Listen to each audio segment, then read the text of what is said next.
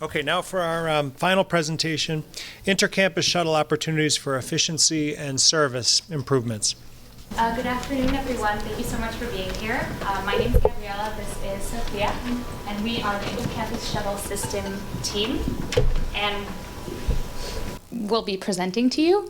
We want to give you a little overview of who our client was, what they asked us to do. We'll show you some samples of the sort of analysis we conducted and then the sort of sample recommendations we came up with. We really came up with a lot of different recommendations. Some of them were more in the short term. Some of them require further work with the client and are more kind of long-term scope.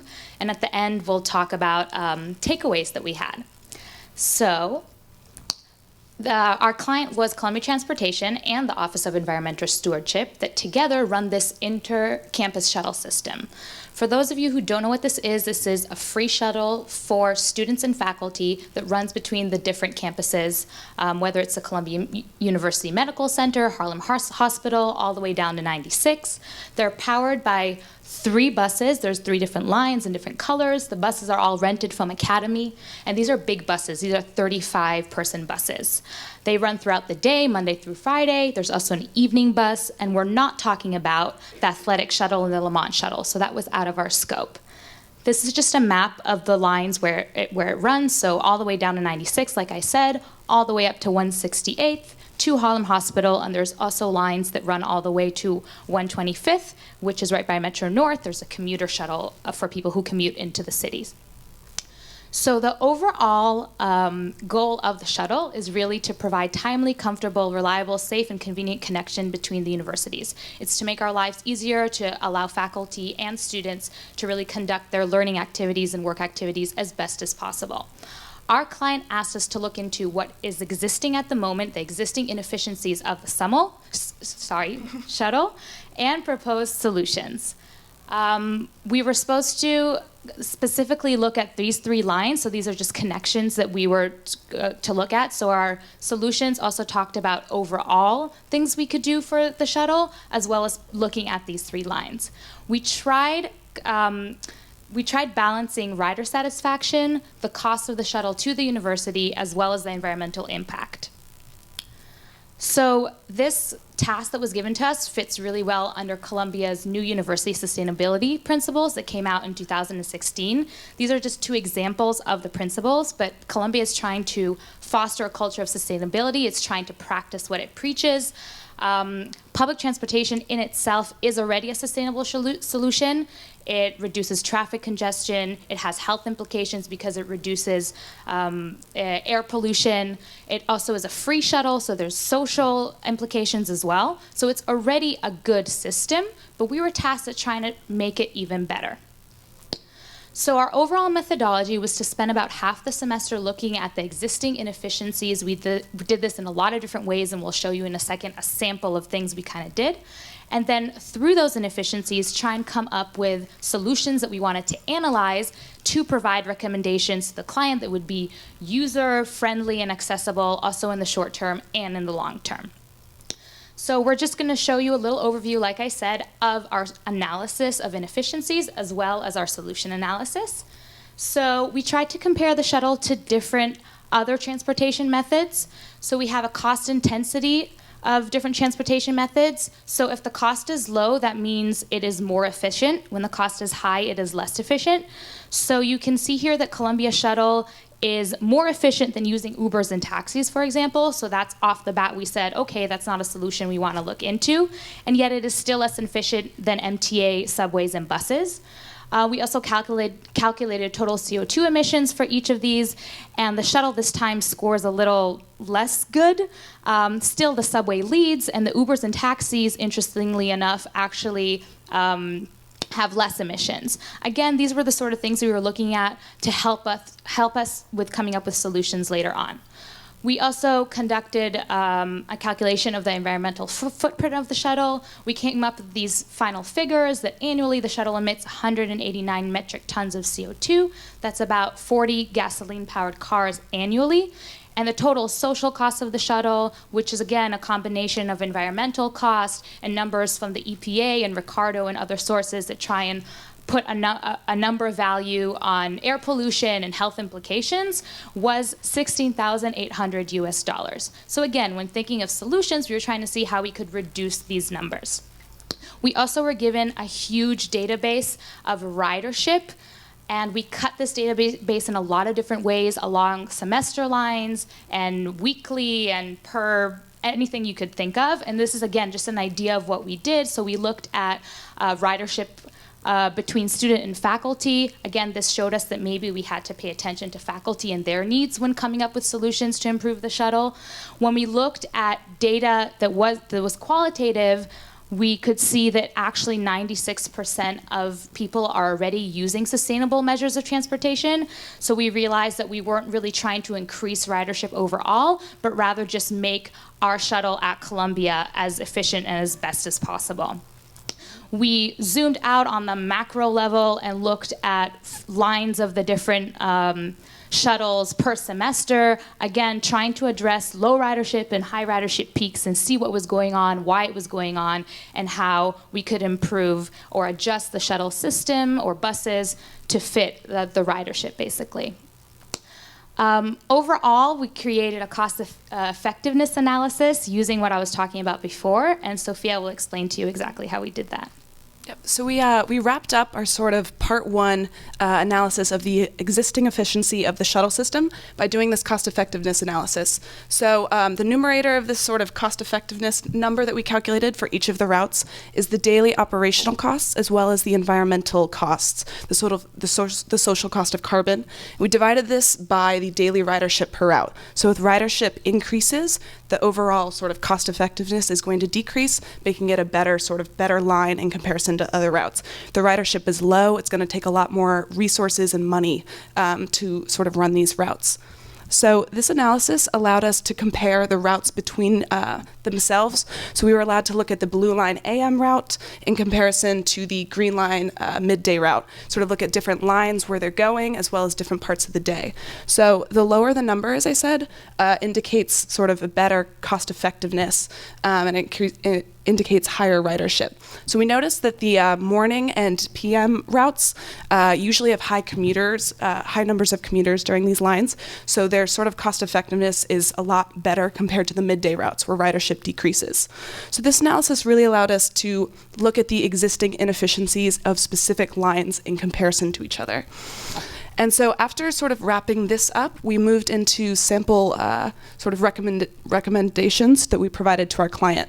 So we were able to look at what was wrong with the existing shuttle and offer recommendations. And so here are a few samples of things that we recommended to the client. One of them was simply changing the parking location of the buses. Currently, they're parked in Hoboken in New Jersey, at sort of Academy's fleet station. And so these 3 buses are traveling once in the morning and once at night, sort of from Hoboken to CUMC, the medical center. They do their route there, and then they drive home in sort of heavy commuter traffic. This is wasting a lot of resources. It's wasting a lot of fuel. It's wasting a lot of money on Academy's behalf. And it's also emitting a lot of unnecessary greenhouse gases. So one of our basic solutions that we presented to the client was simply changing the parking location, keeping the buses overnight at CUMC, and this would save about 34 metric tons of carbon dioxide equivalent each year, and that represents an 18% decrease in the carbon footprint of the shuttle system. And Academy would also save a lot of money from this, as they're currently the ones sort of incurring the cost of transporting the buses. So we presented this to our client as a sample way that they could reduce the greenhouse gas emissions of the shuttle each year. Another thing we did was looking specifically at routes that had low ridership or sort of high unnecessary mileage, routes that were particularly inefficient and just weren't moving enough people during certain times that we sort of thought we could change and improve. So one of the things we looked into and presented to our client was the Green Line, specifically changing the number of stops and the route sort of ordering of stops for the Green Line AM, and this would save about 4.4% of emissions from the shuttle system each year. And a third thing that we proposed was looking into MTA bus and subway subsidies. As we said earlier, the MTA, both its buses and shuttles, use a lot less money and are a lot sort of greener methods of transportation than our current shuttle system. So we said, why pour money into this system when we already have existing infrastructure that works a lot better? We should be utilizing the resources we have. So for 2 particular stops, looking at Harlem Hospital and Metro North, we specifically recommended that our clients instead provide MTA subsidies to riders. So this is moving people to greener methods of transportation and lowering the cost. And so we provided a number of different alternatives that the clients can pursue, and a lot of these would actually save the university money each year. And one thing that the university has to consider when doing this that we presented to our client was the sort of administrative burden of doing so. It will take a lot of time to sort of work out the system, but at the same time, we're saving greenhouse gas emissions and we are saving money overall.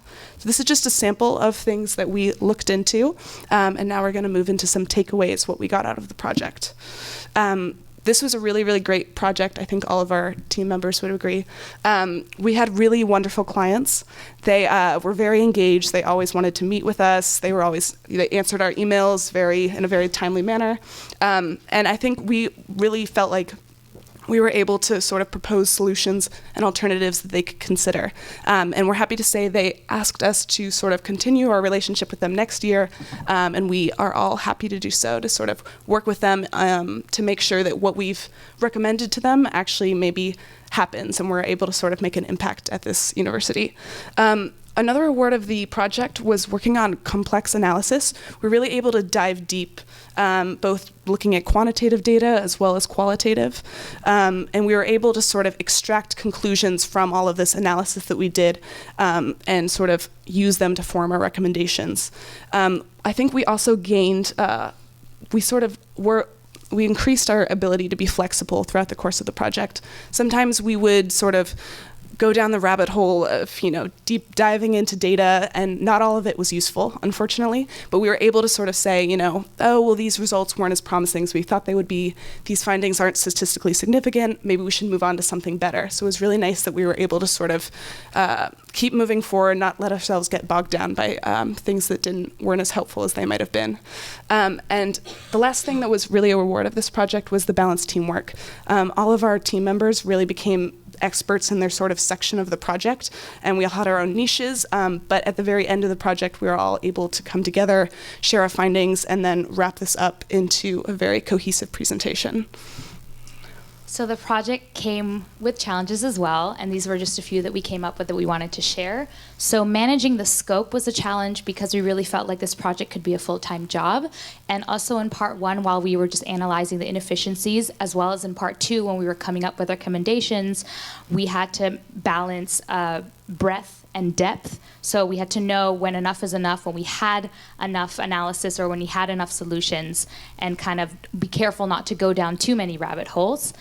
Balancing different objectives was a matter of trying to make sure we always kept in mind environmental impact, the cost to the client, as well as ridership satisfaction, all within a university system that is very bureaucratical. And sometimes it was hard to do. Sometimes it was hard to decipher what the client found more important, or for us to try and decide what we were going to put first.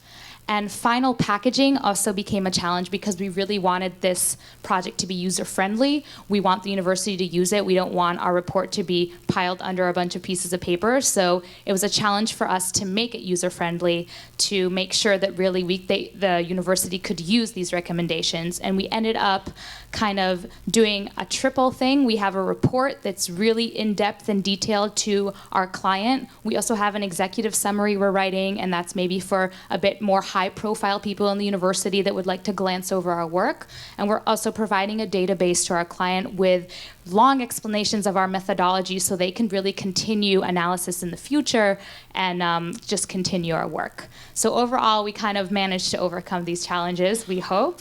And I would love to invite now the rest of our team to answer your questions. And this is us with our client, which was usually 3 people. So we have Dan, Jose, and Miguel. They are the older looking people. So. First off, well done. It's nice to see all of this come together. I think what made this project so interesting is that you all are actual beneficiaries of a service that Columbia provides. And so you were wearing kind of different lenses. One as Capstone students, but the other as we either currently are using this service or we will be in the future. So I think my question is, out of all the recommendations that you provided, what would be, and we can just hear from a couple of you, what do you think would be the lowest hanging fruit to improve rider satisfaction, and why?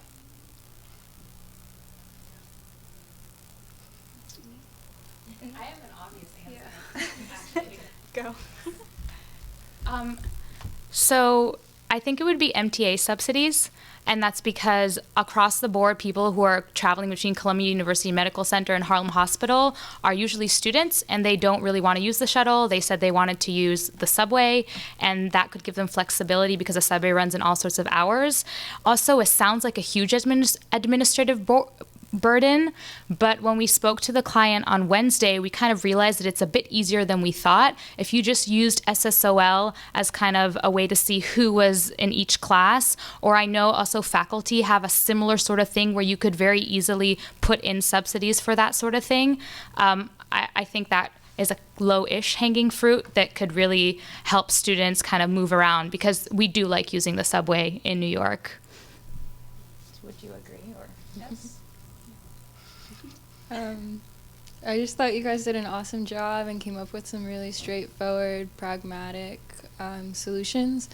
I was wondering, you must have looked into other options than the Academy bus vehicles, like more fuel-efficient, smaller vehicles, perhaps? Yeah. We looked into fuel switching using the existing Academy buses. So we looked into, currently they're using biodiesel, B5 blend, which is 5% biofuel. So we looked into increasing the amount of biofuel, which is cleaner, and did some sort of cost calculations or savings calculations for that. And we're looking into electric buses. That's sort of like a developing part that we're trying to wrap up in the next 2 weeks. But that would be switching away from Academy buses to another sort of service provider. So. Oh, and Yeah. So you mentioned smaller buses. We also looked into places within the existing ridership patterns where they could potentially substitute in a 20-person bus instead of the 35-person bus, which would increase efficiency but still be meeting ridership demand.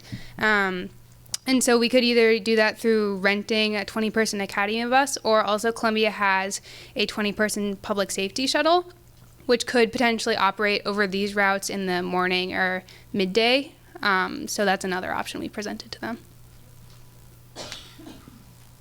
Great job, guys. Did you, for the MTA solution, did you take into account any accessibility issues? So those who are currently benefiting from the Academy bus system that may not be able to, were you to switch to MTA subsidies? So actually another part of this project was considering Columbia's community agreement, which is why it runs down to 96th Street and part of why it goes to Harlem Hospital. Columbia has agreed to make sure that there is ADA accessible transportation between these locations. And for the MTA subsidies, actually the M2 bus travels between Harlem Hospital and CUMC, so that is an ADA accessible place or way of transportation. We also maintained the green line going all the way down to 96th Street because that was the easiest way to make sure that there still is the ADA transit available.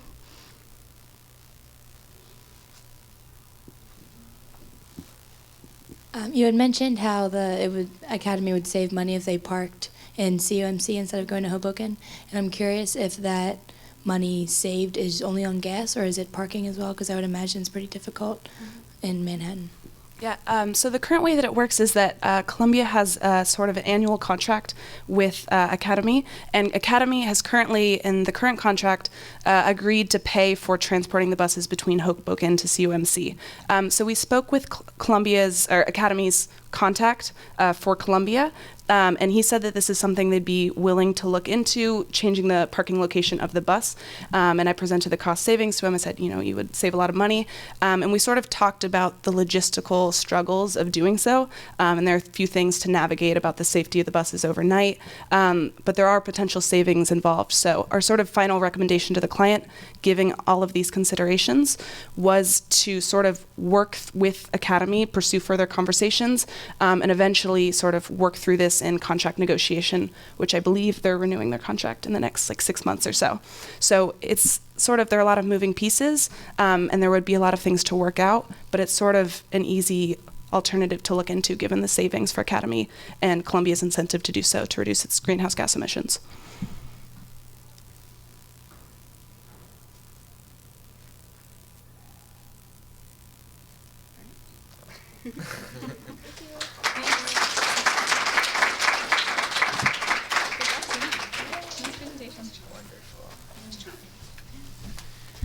Okay, that concludes our program. Thanks, everybody. Let's do a final round of applause for the great presentations. Good luck, everybody, wrapping up the rest of the semester, and have a great break to everyone.